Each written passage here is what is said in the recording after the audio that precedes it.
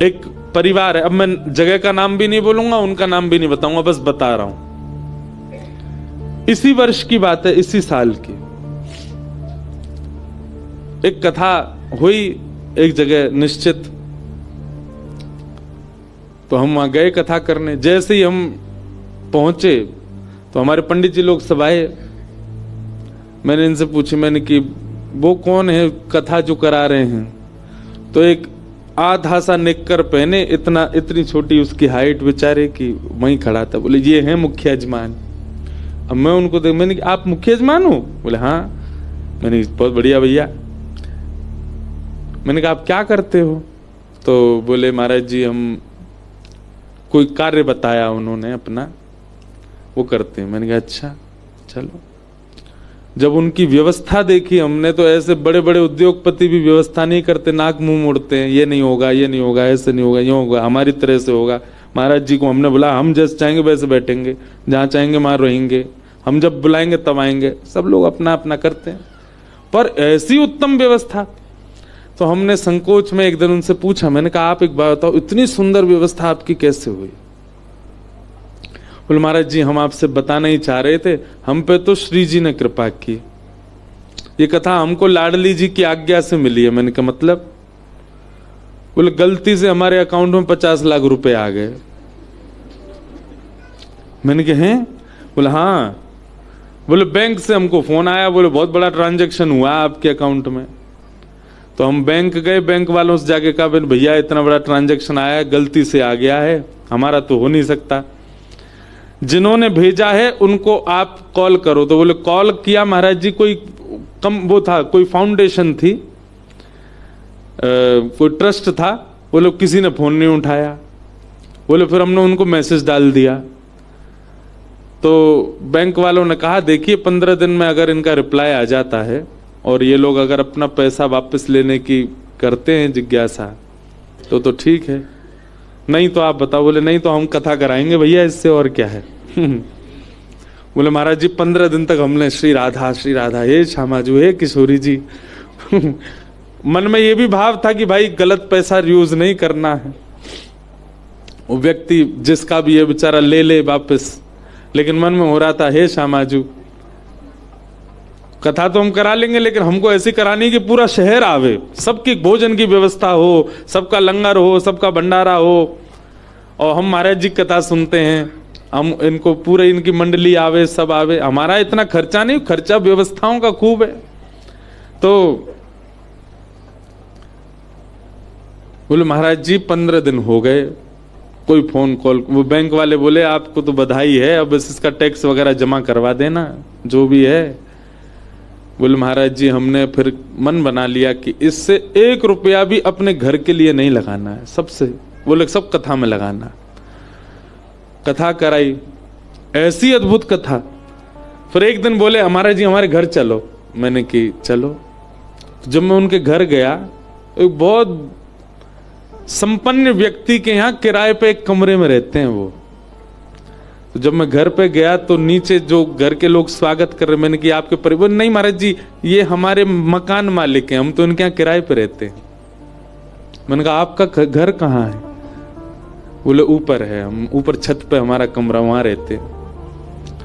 ऊपर ले गए, 2-3 कमरे थे वहां, हॉल था, और उनके यहाँ सच में हृदय से ऐसा भाव आया कि सच में इनकी कथा श्री जी ने ही करवाई। अब भी मिलने आए, मेल की कोई इंक्वायरी आई, बोले कोई फोन ही नहीं आया महाराज जी, ट्रस्ट वाले डाल के भूल भाल गए, कहाँ गए पैसा।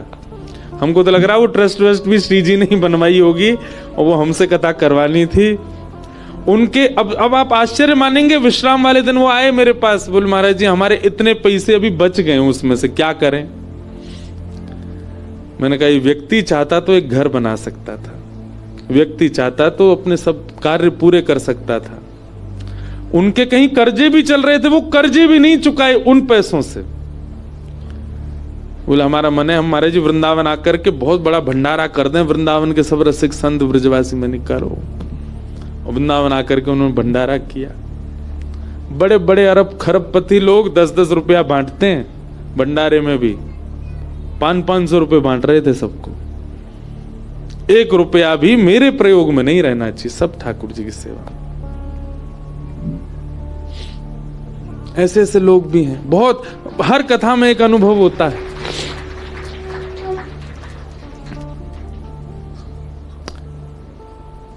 तो कृपा साध्य है कथा। आप लोग भी जपना शुरू कर दो, आपके अकाउंट में भी आ जाए गलती से।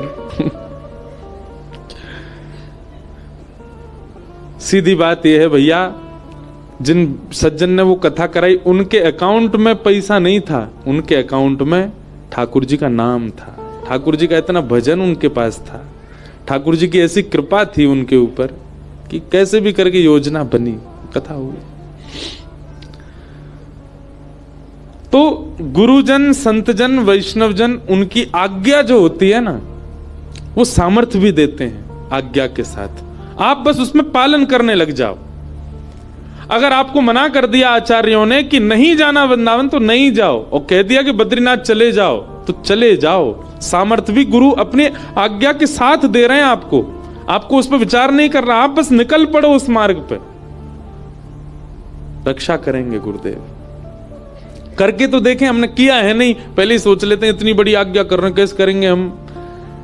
और गुरुदेव क्या, गुरुजन क्या आज्ञा करते हैं, ज्यादा से ज्यादा ये कहेंगे कि भाई ऐसा मत करो, इस स्वभाव को बदल दो, नाम जब प्रारंभ कर दो, ऐसा खाना पीना छोड़ दो, ऐसे व्यवहार वाले व्यक्ति के साथ मत रहो, आदि आदि, यही सब तो आज्ञा करते हैं गुरुजन। और क्या आज्ञा करेंगे? आप बस उस आज्ञा का पालन करने का मन बनाइए। सामर्थ आपकी नहीं, गुरुदेव की होती है, वही देते। आत्मदेव जी ने अपनी पत्नी को फल दिया, फल गैया को खिला दिया, गर्भ से गोकर्ण नाम का बालक उत्पन्न हुआ, और स्वयं एक सहेली के बालक को ले आई, उसका नाम धुंधुकारी रखा। धुंधुकारी दुष्ट हुआ, माता पिता का अपमान करने वाला हुआ। सबसे बड़ा कष्ट है जीवन में कि संतान के द्वारा माता पिता को पीड़ा पहुंचाना। एक बात याद रखिएगा, ये प्रेतों के नाम सुने, भूत प्रेत पिशाचनी डाकनी, ये जो होते हैं ना, ये कौन बनते हैं? उनके कोई 10 लक्षण हैं, उनमें सबसे पहला लक्षण, जो माता पिता वैरी होते हैं, प्रेत बनते हैं। गौ वांश भक्षी होते हैं, प्रेत बनते हैं। ब्राह्मणों का तिरस्कार करने वाले प्रेत बनते हैं। ये प्रेत बनने वालों के कुछ लक्षण, उनमें एक प्रथम लक्षण है माता पिता से द्वेष करने वाले। हमारी एक बात सुनिए, कई लोग पूछते हैं कि बच्चों को हम आध्यात्म पथ पर कैसे लेके आए, महाराज जी हम बच्चों को कैसे भक्ति भाव सिखाएं? हमारी बात माने तो हम स्पष्ट रूप से कहें, बच्चों को बचपन से ही हनुमान चालीसा, बच्चों को बचपन से ही गायत्री मंत्र, बच्चों को बचपन से ही श्लोक आदि, ये सब रटाना इतना आवश्यक नहीं है। बच्चों को बचपन से सबसे पहले माता पिता अपने पैर छुवाना सिखाएं, अपनी सेवा करवाना सिखाएं। दादा दादी नाना नानी इनके चरण दबाओ। जैसे बच्चे 5-6 साल के हो जाते हैं, रात में स्वयं बैठाओ अपने कमरे में और कहो पैर दबाओ, हमारे दबाओ, सेवा करवाओ।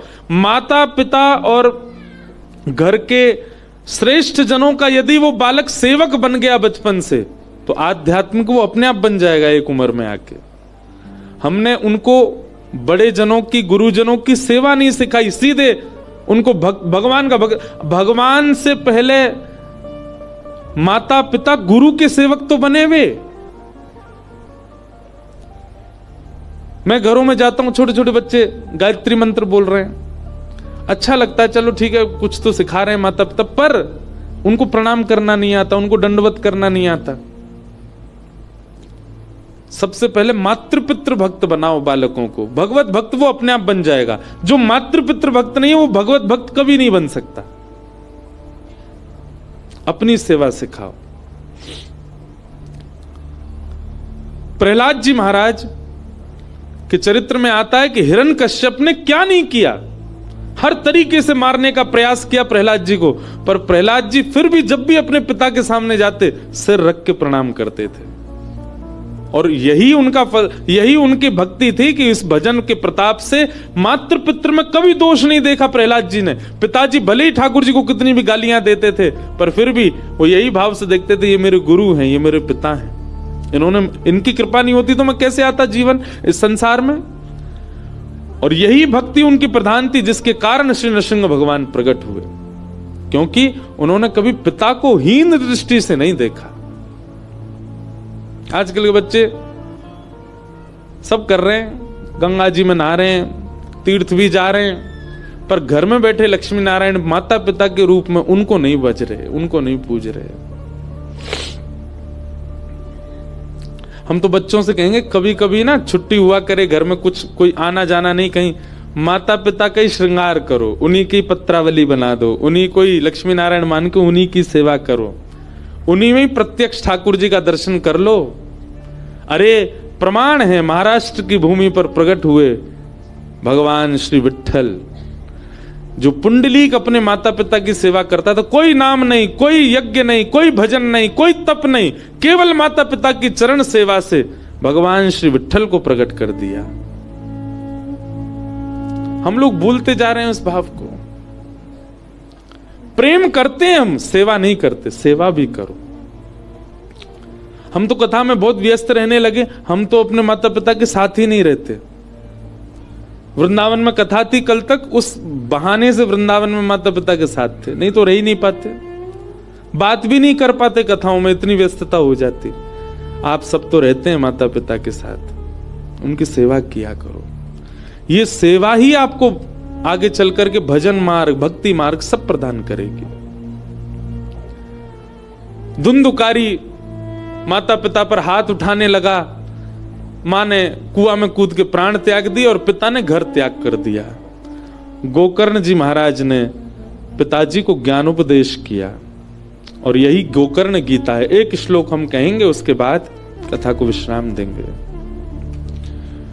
देहे स्थिमां सरुधिरे भिमतिं त्यजत्वं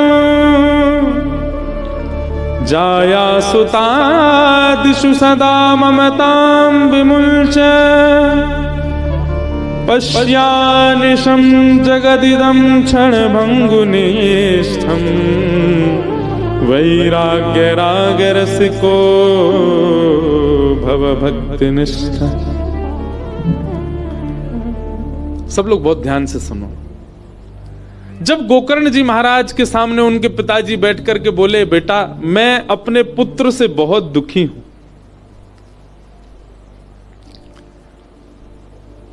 गोकर्ण जी महाराज कहते हैं, बहुत ध्यान से सुनना, बहुत अच्छी बात है। बोले पिताजी, आपके जो वाक्य है ना, इनमें दो कारण हैं जिसके कारण आप दुखी हो। आपने क्या कहा? मैं अपने पुत्र के कारण बहुत दुखी हूं। इस पूरे सेंटेंस में दो शब्द आपने ऐसे प्रयोग किए जिसके वजह से आप दुखी हो। पहला शब्द मैं, और दूसरा शब्द अपने। यही दुख के कारण होते हैं। पहला दुख का कारण है मैं। जब तक आपके अंदर से ये मैं पना नहीं जाएगा, आप दुखी ही रहोगे। और दूसरा दुख का कारण होता है अपने। पिताजी, ये दो शब्द ही दुख देते हैं, और इन्हीं दो शब्दों को जो प्रकट करते हैं वो है अहमता और ममता।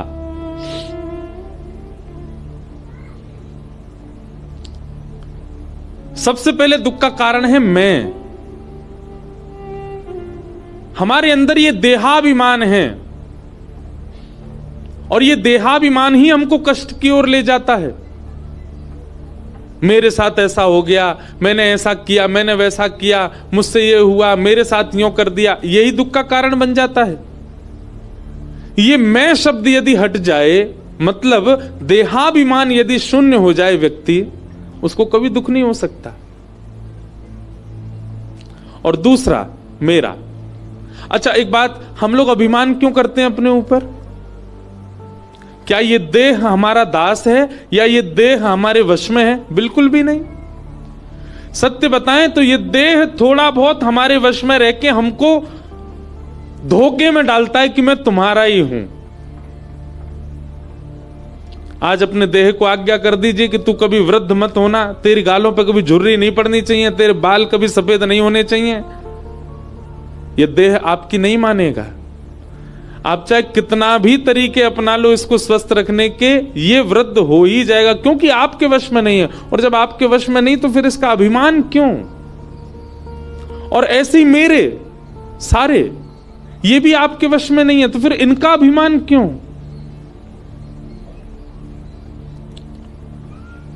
मैं और मेरे का जो अभिमान हमारे चित्त में है पिताजी, ये जिस दिन निकल जाएगा उसी दिन आप प्रसन्न, आपसे ज्यादा प्रसन्न कोई नहीं रहेगा दुनिया में। और ये मैं और मेरे का अभिमान दूर कैसे होगा? तब दूसरे श्लोक में कहते हैं कि धर्म भजस्व सततम त्यज लोके धर्मान सेवस्य साधु पुरुषां जहि काम तृष्णा अन्यंश हस्त चरण श्रवण त्वगादि अन्यस्य दोष गुण चिंतन माशु मुक्त्वा सेवा कथा रस महो नितरां पिबध्वम्।